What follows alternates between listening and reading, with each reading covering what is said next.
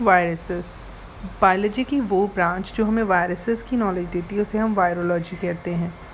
Word virus जो है वो लैटिन वर्ड वीनम यानी कि पॉइजनस फ्लूइड से डराइव हुआ है। वायरसेस जो होते हैं वो ऑब्लिगेटरी पैरासाइट्स होते हैं। इसका मतलब है कि वो लिविंग बॉडी के या लिविंग ऑर्गेनिज्म के ऊपर डिपेंड करते हैं fully for the reproduction and for their multiplication, और लिविंग बॉडी के बाहर ये मल्टीप्लाई नहीं हो सकते।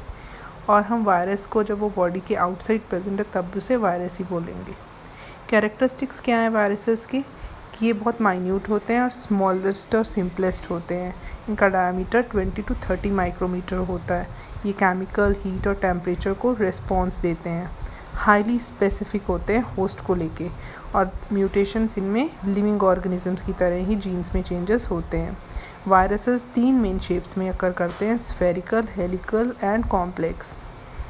अगर इनका बायोलॉजिकल स्टेटस देखें तो ये लिविंग और नॉन लिविंग एंटाइटीज़ हैं।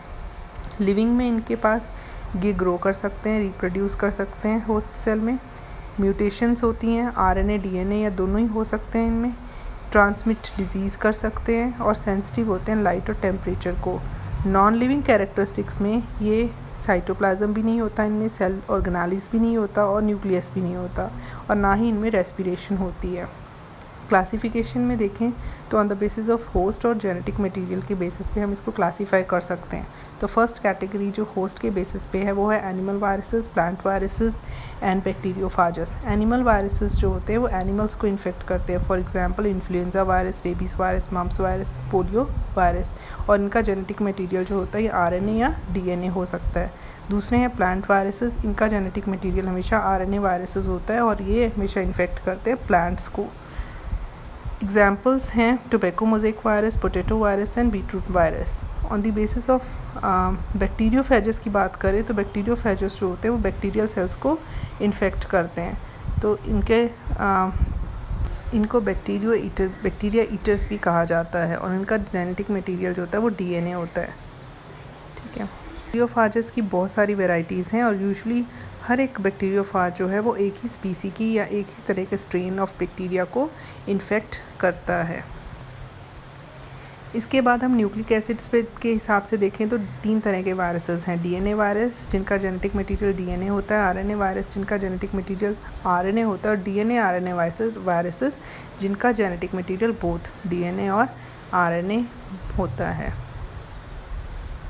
इकोनॉमिक इम्पॉर्टेंस ऑफ वायरसेस में हम अगर इनके पॉजिटिव इफ़ेक्ट्स देखें तो ये लेबोरेटरी में बहुत सारे रिसर्चर्स के काम आते हैं। बैक्टीरियल सेल्स को डिस्ट्रॉय कर सकते हैं प्लांट्स में, और वायरसेस सच एस बैक्टीरियोफाजस जो हैं वो ट्रीटमेंट कर सकते हैं बैक्टीरियल डिजीज़ेस का, जैसे कॉलरा वगैरह।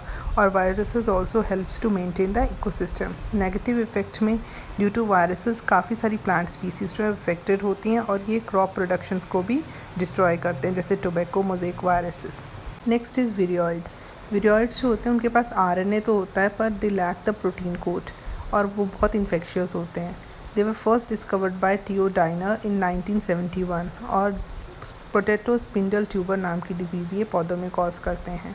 तो इनके फीचर्स में विरियॉइड जो है वो फ्री आरएनए है of lower molecular weight, and it also lacks a protein coat which is found in the viruses. So this is all about viruses and viroids.